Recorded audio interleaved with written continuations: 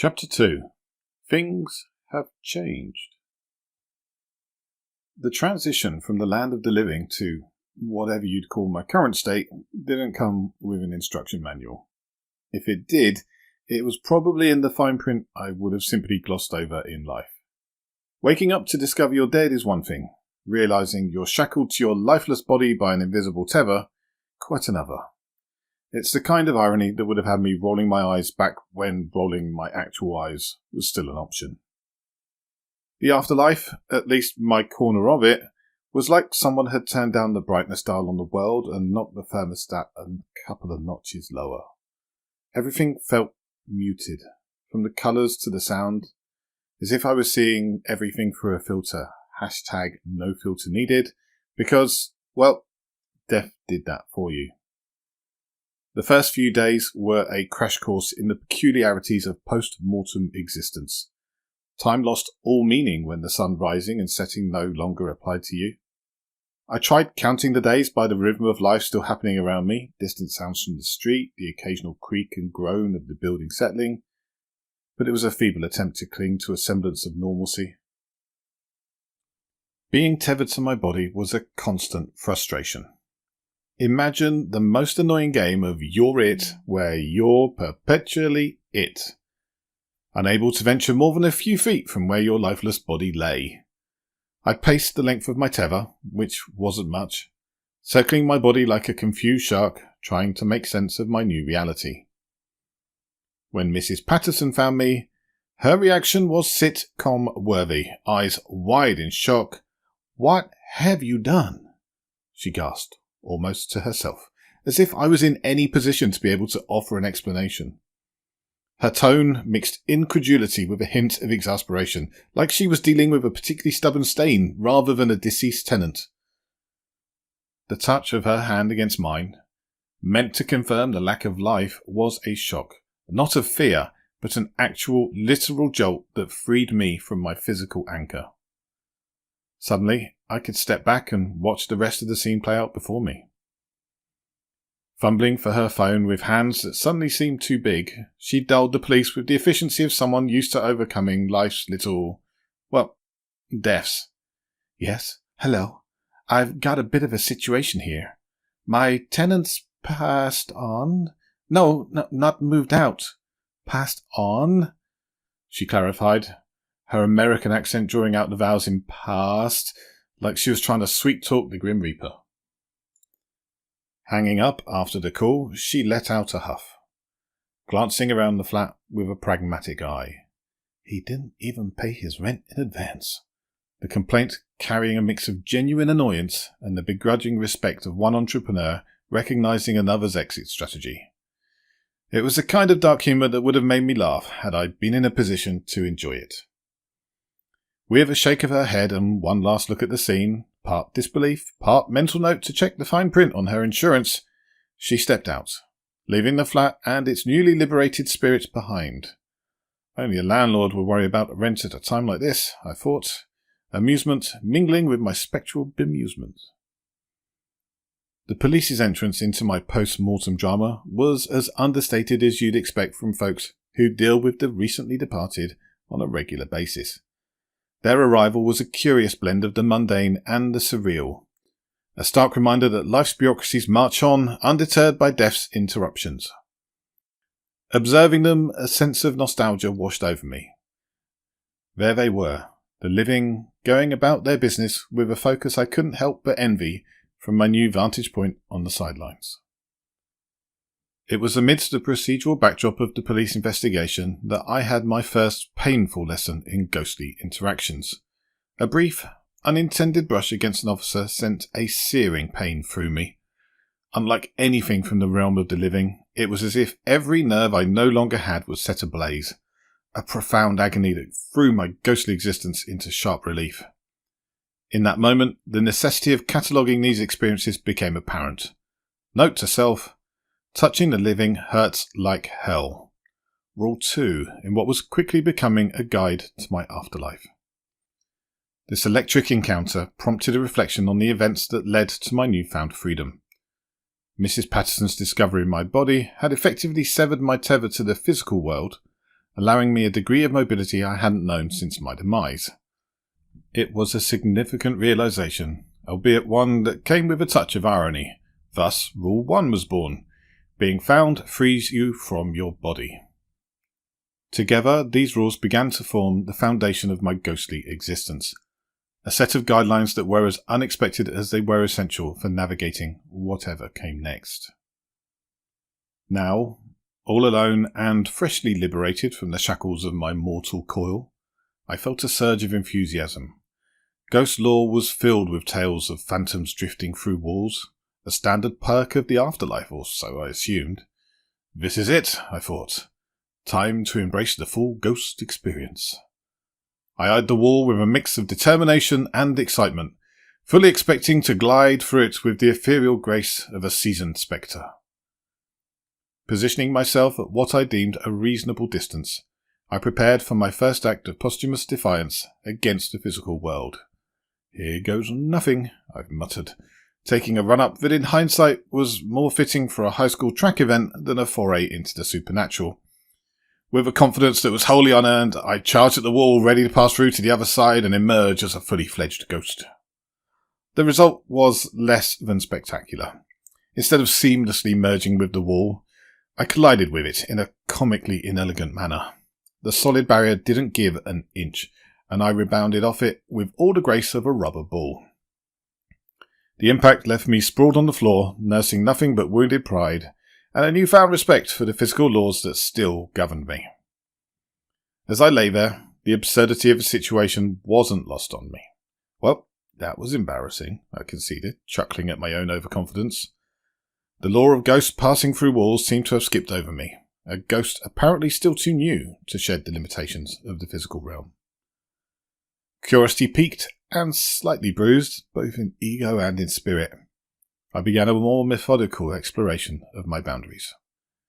I approached the furniture with a cautious optimism. A chair here, a table there.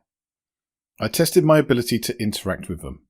Each attempt to pass through them ended in a similar fashion to my wall debacle, though with less dramatics and more quiet acknowledgements of failure. I noticed, however, a peculiar sensation as my hand touched the surface of these objects. I could feel the cool wood of the table, the soft fabric of the sofa, but I couldn't exert any pressure or move them. It was a bizarre limbo of sensation without influence, awareness without effect. Through these trials, I pieced together the peculiar rules of my existence.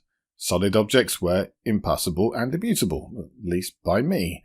The law of ghosts, it seems, exaggerated their capabilities, or perhaps I was just exceptionally bad at being dead. The series of experiments, while humbling, didn't dampen my spirits, pun intended. If anything, it injected a dose of reality into my spectral adventures. The afterlife, it appeared, was not without its limitations and learning curves. My first foray into the ghostly rite of passage had been a crash course in the literal sense, but it opened up a new avenue of exploration, grounded not in the fantastical, but in the comically tangible. With my initial overconfidence now replaced by a more grounded curiosity, I was ready to navigate the afterlife with a bit more caution and a lot more humour.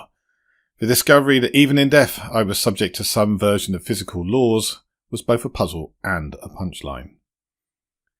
To truly discover the extent of my ghostly existence, I needed to venture beyond these walls, to see what the world held for someone in my situation.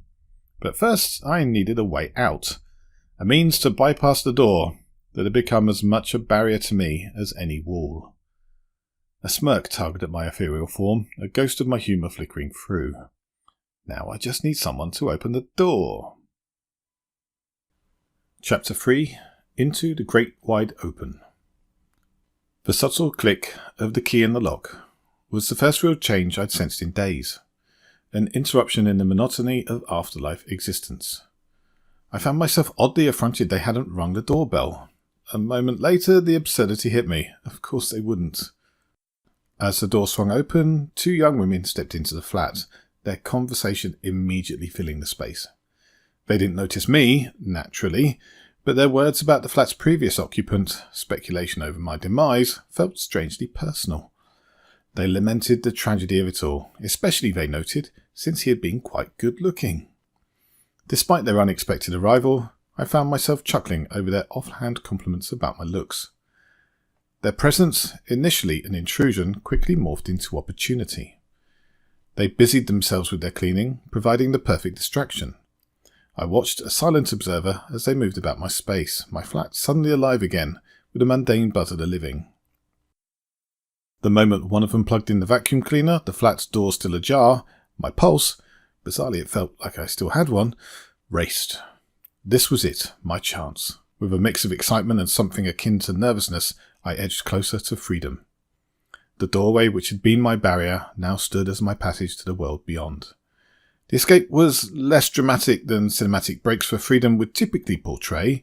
Instead it felt a touch more like slipping out unnoticed from a dull party.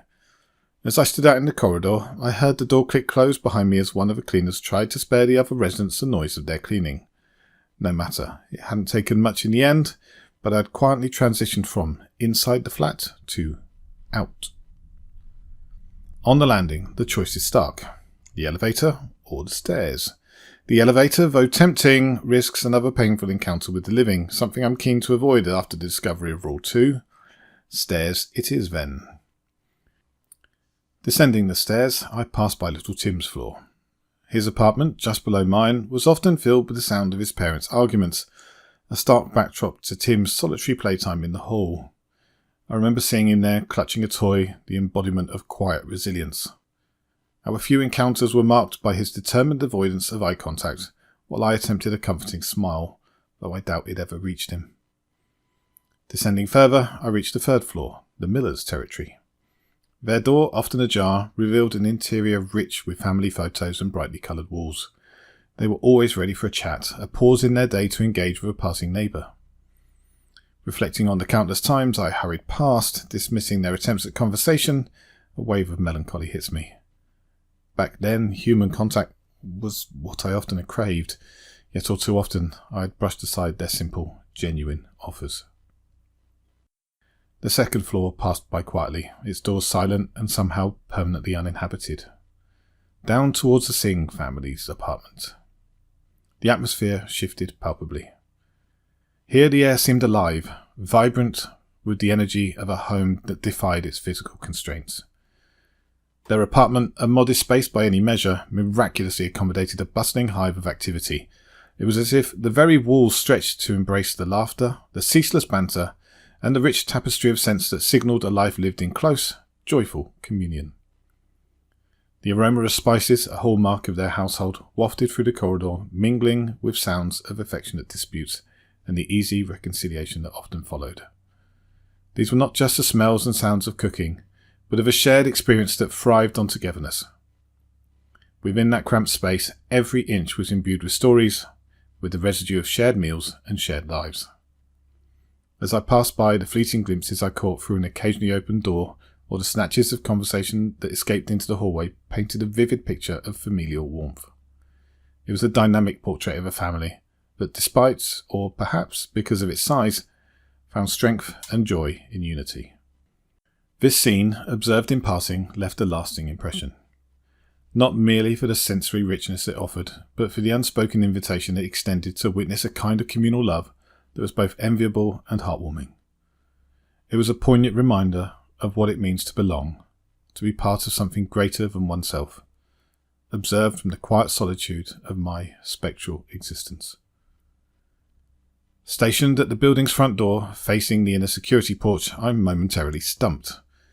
The exit strategy requires a finesse I've yet to master in this form. Pressing a button is out of the question. Time stretches as I wait, hoping for an unwitting saviour. The moment of potential escape comes and goes with the entrance of a tenant I've never met. The outer door opens, but my timing is off. The inner door remains a barrier, and I'm not keen on getting trapped in that transparent cage. It's a delicate dance of waiting for the perfect synchrony, exit and entrance in one fluid motion. Patience can, it seems, pay off. The cleaners, my unexpected allies from before, reappear, chatting away, their hands full, pushing open both doors in quick succession. It's now or never. As they pass through, focused on their departure, I seize the moment. In a moment that felt oddly like leaving a tip for a cleaning service I never ordered, I mentally send them my thanks. Their routine hustle had, quite by accident, released me out and onto the sidewalk. With a smirk for the irony of it all and a silent salute in their direction, I stepped out into the broader world that lay just beyond the lobby's glass doors. This could well be the start of a longer journey, but at least I'd finally made a start.